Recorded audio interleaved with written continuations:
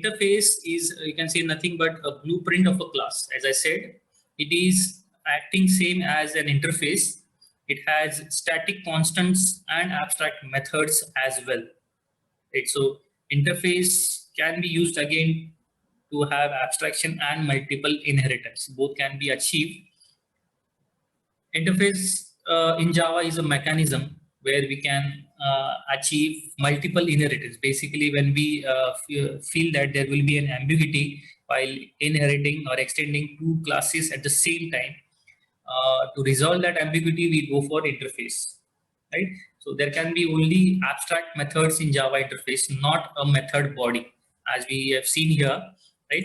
There's no method body over here, right? So if you want to, you have to implement that method into another class, right? So basically, there are two reasons why we use interface: to achieve abstraction and multiple inheritance. In other words, you can say if two classes does not support multiple inheritance, but with the help of interfaces, we can achieve multiple inheritance, right? Interfaces may have abstract methods, variables, but not a method body, right? Whatever you need to do is you need to declare it and then implement it in another class.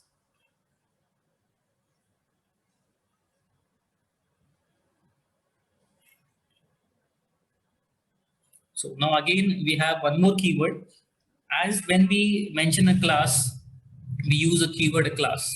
Similarly, if I want to use an interface, I'll be using an keyword as an interface, right? Which provides total abstraction. Means that all the methods in an interface are declared with the empty body, right? And by default, all the fields in it are public, static, and final.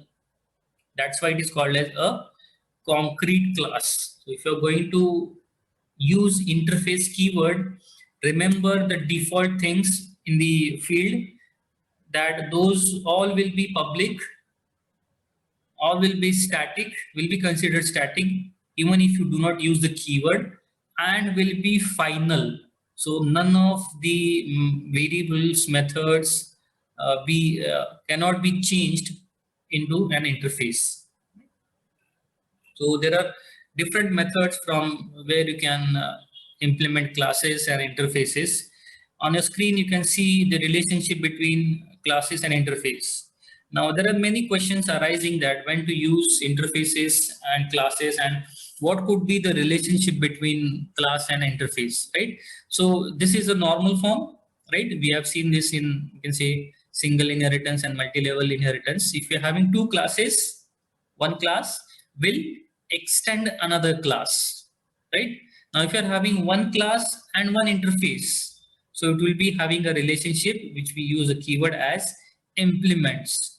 Now, there's one more possibility that if a class can extend another class, will an interface extend another interface?